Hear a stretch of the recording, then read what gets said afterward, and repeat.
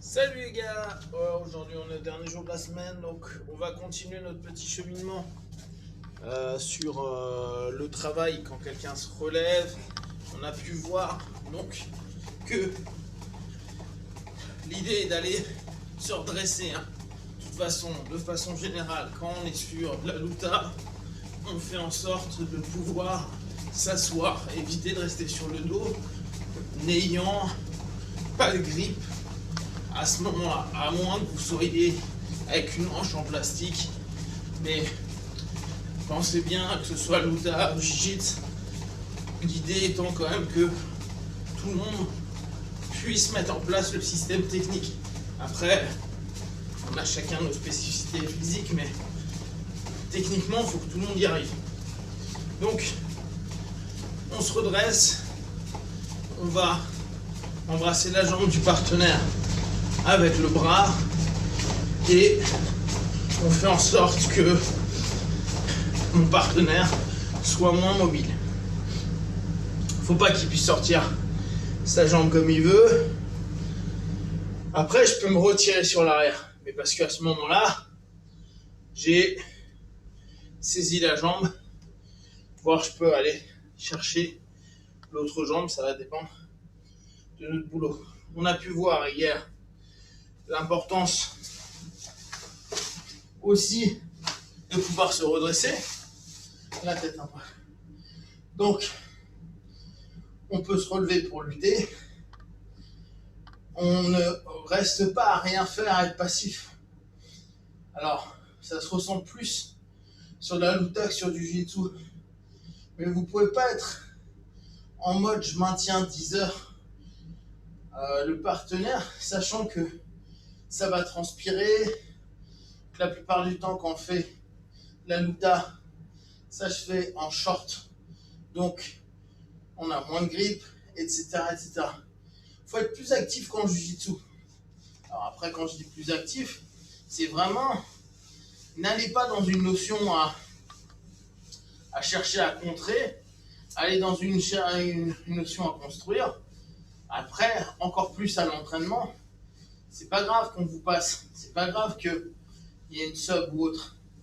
Par contre, si vous passez votre temps à ne pas vous faire passer, à ne pas vous faire soumettre ou autre, mais en ne faisant rien d'autre, on se redresse, que fuir ou rester bloqué, bah, c'est comme ce que je vous disais hier avec la lutte, ça a donné que les grappleurs sont bons pour ne pas forcément toujours se faire emmener au sol, ils sont pas toujours capables d'emmener au sol, dès lors qu'il est intérêt de faire, stratégiquement parlant, du grappling, étant donné que la notion de grappling, ça va être l'appréhension. Pensez toujours à ça. Sur une luta ou un jiu-jitsu global, on doit penser que notre discipline doit nous permettre de gérer un mec qui percute, un mec qui lutte, un mec qui fait du sol. C'est ça l'idée. Et qui peut à n'importe quel moment, dès lors, utiliser la frappe. Si je suis devenu bon à ce qu'on m'emmène pas au sol, ok, moi j'ai pas de problème là-dessus. Par contre, ça sous-entend que vous êtes soit très bon pour projeter, soit vous êtes très bon pour frapper. Mais vous pouvez pas passer votre temps à fuir pour fuir. Sinon, il n'y a pas de combat. Et dans ce cas-là, pourquoi on fait un sport lutter d'opposition s'il n'y a pas de combat? Donc on pense à ça. On pense dès lors qu'à partir du moment où je commence à aller saisir quelque chose, je ne reste pas en mode passif. Je me mets dans une dynamique d'action, de combat, etc. etc.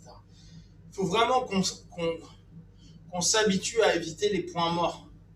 Là où je fais rien. Hormis quand on n'est pas loin de la soumission, où là, souvent, il faut structurer un peu plus le cheminement. D'accord? Donc, vous pensez actif dans votre dynamique.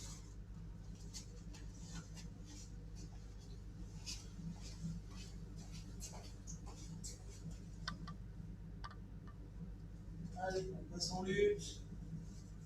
Donc, on reprend l'idée d'hier. On travaille, on reste en contact. N'hésitez pas, hein. Tête contre tête, tête à ce niveau-là. C'est assez dur pour lui d'aller me prendre en guillotte, hein. Même si il voulait, c'est un peu délicat. D'accord? Donc vous pensez bien, si je colle au niveau du buste, tête ou buste, après je tourne pour aller où ça m'intéresse. Là, je suis en force. D'accord? Pourquoi? Parce que à ce moment-là, j'ai des structures sa posture. Je suis fort quand je suis droit. Je suis pas fort quand je suis là. Ma colonne n'est plus juste. J'ai plus d'alignement. Dès que j'ai plus d'alignement, je suis pas fort. D'accord? Donc, je reste en contact et j'ouvre après. D'accord? D'ici, on recommence comme hier. 1. Et je pense à bien entraîner. Je veux que mon partenaire ait du mouvement. Je ne peux pas faire juste une espèce de mouvement où je tire juste son bras. Ça ne sert à rien. Mon action doit établir un mouvement de Kozushi, un mouvement de déséquilibre, un mouvement de temps pris sur le partenaire. Allez.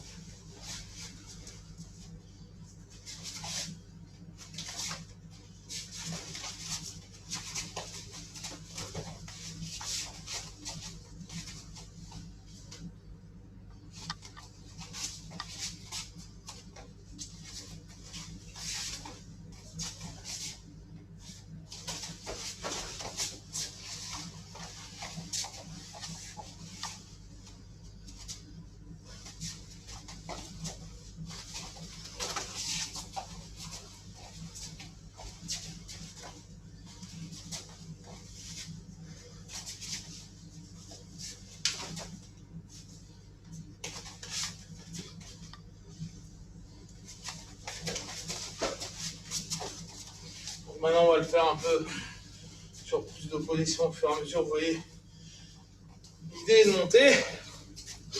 On ne se laisse pas faire, on enlève les bras. Notre idée, c'est vraiment de se dire, voilà, moi j'ai ma dynamique d'arm drag, je vais chercher à tenter de l'imposer à mon partenaire. Ça marche pas, c'est pas grave. Par contre, je ne dois pas me retourner pour rien, je dois rester sur mes gardes.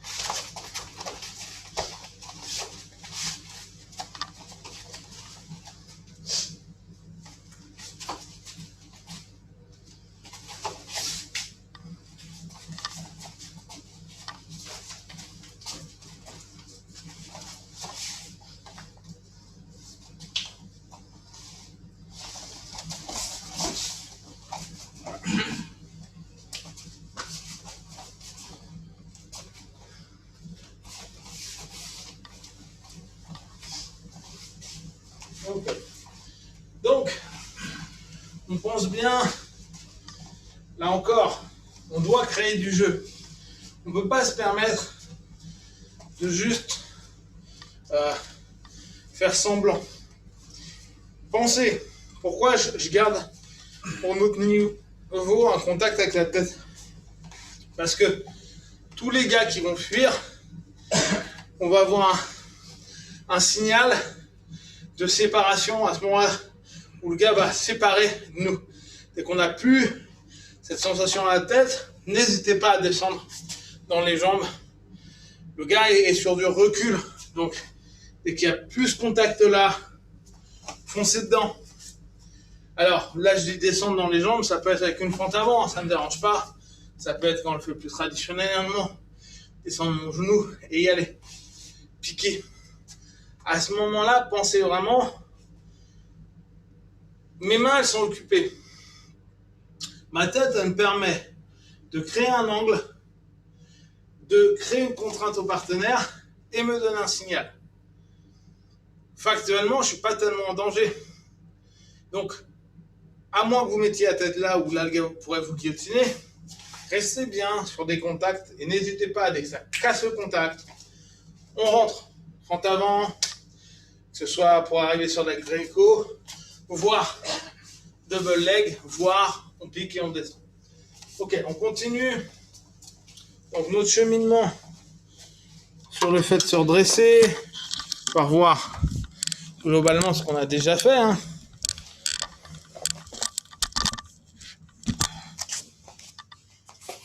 Qu'est-ce que tout ça m'entraîne? Donc, ici, je me suis redressé.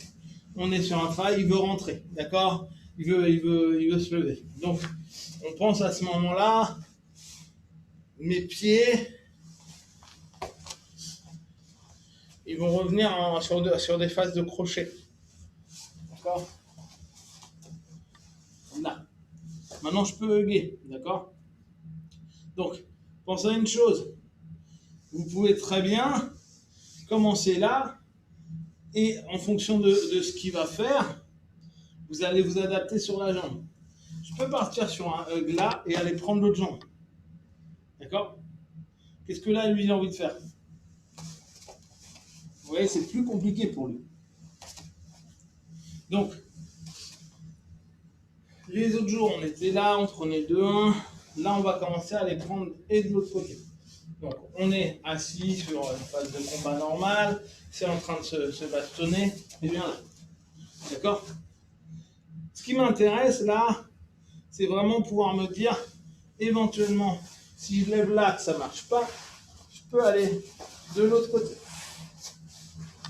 Ok? C'est juste créer une possibilité. Alors, autant il y en a un que je hug au niveau du genou, l'autre je le prends bas. D'accord? Et en fonction de ce qu'il me propose, je commence à y aller. Ça ne marche pas, le gars part sur le côté, pas grave. 1. Et là, moi je reviens. 2.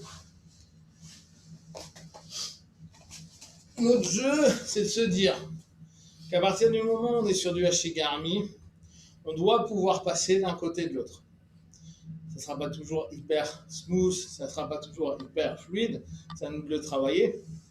Mais en fonction de l'angle du partenaire, je vais pouvoir travailler dessus. Et pensez bien, je suis là, ça va dépendre complètement de lui. Là, vous voyez, il réagit différemment. Hop, je passe de l'autre côté. Ça enlevé. Je travaille.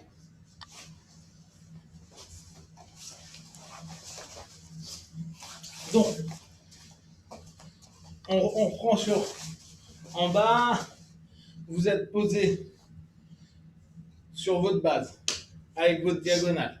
Ok, admettons que vous êtes sur aller chercher ici, lui, il a envie de se lever, changement de posture, 2 fesses, un hug. Ok, c'est important qu'on ait cette notion où on est fort. Voir, je peux travailler là. Là, je suis vraiment fort. Il change de posture, je change de posture. Ça n'a pas de sens. Il est à genoux. Je suis là. Par exemple, je vais faire mon travail de lever ici. Ça ne marche pas, il se lève. Ça n'a pas de sens de rester là. Revenez au milieu. Pour ceux qui ont l'habitude, attaque, neutre, défense. Il est en défense. Je suis en attaque. Mais je suis en attaque sur une forme. Donc, je suis obligé de retourner en neutre pour retourner sur une forme adaptée d'attaque. D'accord? Hop. Donc là, lui, il est en défense. Ok? En fonction de ce qu'il propose, je vais travailler. D'accord? Là, on voit, il veut mettre son poids de ce côté-là. Ça me va très bien. Je rentre à l'intérieur. Je repasse. Ok? Si mon partenaire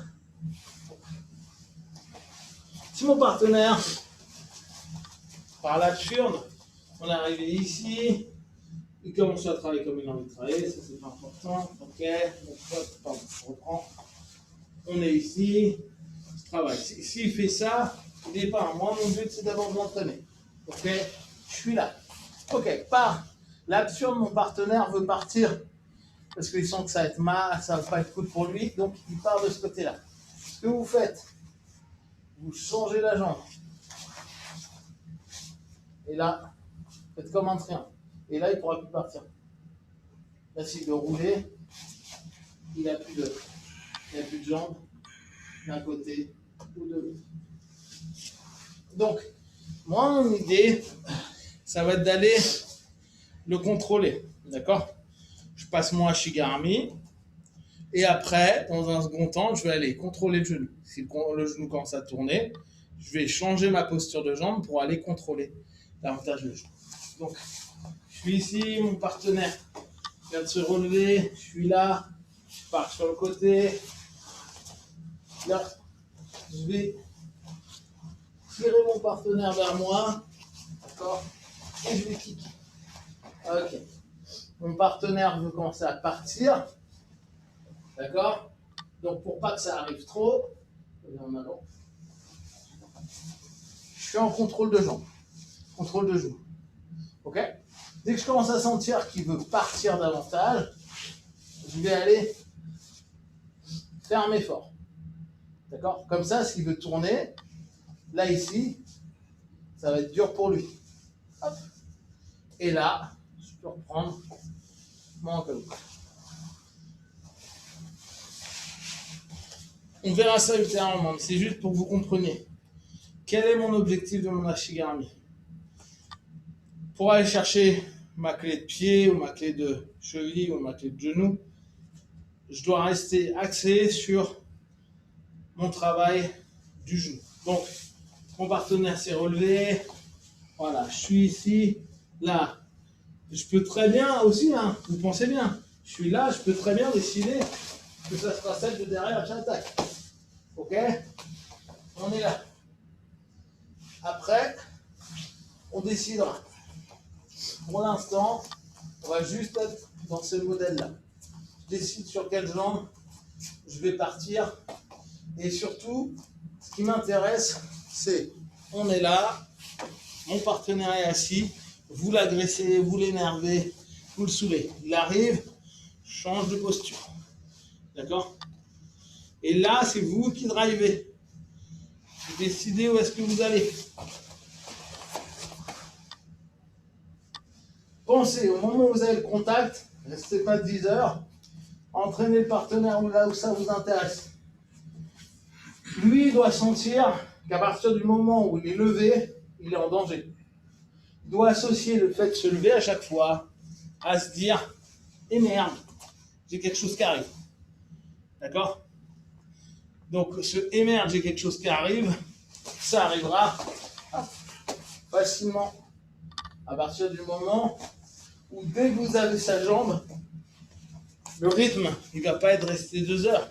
Si c'est relevé, je suis arrivé là, et je commence à y aller.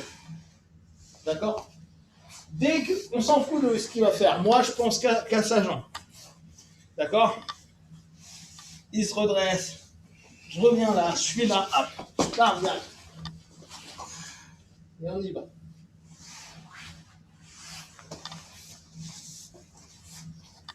Pareil de l'autre côté. Il vient de se relever. J'ai décidé que ça serait ce côté-là qui passe. Et ben, j'y vais. D'accord? Là, quand on est ici, on va être bien. Souvenez-vous, on peut très bien, après, recontrôler de façon différente, soit passer sur un sandal, quoi, pour aller sur un wing sandal, etc. Je vois ça plus tard. Donc, on peut même avoir cette idée, quand le partenaire est encore à genoux, il commence juste à lever. D'accord? Vous pensez qu'ici, c'est le même principe. Hein. Vous y allez là.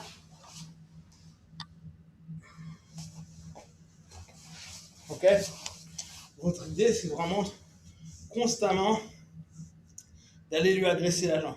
Il faut que votre partenaire se dise qu'au moment où vous bossez avec lui, il y a sa jambe qui va partir. D'accord? Je rappelle donc, ici, on va pour pousser, tirer d'un côté, donc on tire avec celle qui arrive dans la hanche, vers nous, et l'autre elle pousse. Ce qui fait que c'est beaucoup plus intéressant pour moi. On m'avait posé la question. Là, on va. Assois-toi. Voilà, donc on est ici et on m'avait demandé si le partenaire il pose son pied ou qu'il a envie d'aller loin. Vous pensez ici, hein, c'est un vrai travail. Vous prenez votre temps pour y aller. L'idée au départ, s'il est là, il est mort, d'accord? Parce que je vais juste le lever là et je le chope. Si certains mettent loin et posent au sol, là, bah, je vais juste ramener complètement. Moi, mon but, c'est ramener. Donc, qu'est-ce que je fais? Souvent, on dit, vous allez regarder. Pensez à une chose. Là, je vous le montrerai de l'autre côté, mais j'ouvre dans ce qui fait que moi, je peux aller complètement me retourner sur la jambe du partenaire. Quand je suis là, c'est assez facile pour moi d'aller chercher. Je tourne mon corps. Nous, on a trop souvent tendance à rester droit. Non, non, je tourne complètement. Ce qui fait que là, ça va être facile pour aller le chercher. D'accord? Ok. Ok, voilà pour cette semaine. On reviendra sur tout ça dans 15 jours, semaine pro. On continue notre cheminement avec la mi-garde pour arriver sur single X ou pour arriver sur des Ashigarami. L'idée pour moi, c'est de me dire, je peux, une fois que je suis en dessous, avoir tout un jeu qui, en fonction de mon objectif, si je veux faire du jutsu, de la luta globale, si je veux faire de la compète, ou si je veux faire du MMA, il y ait une fonctionnalité qui vous permette d'être assez dangereux sur au moins la perspective de jambe pour après soit prendre des points, soit passer une garde, soit soumettre, etc. Ok, je vous dis à lundi. Ouch.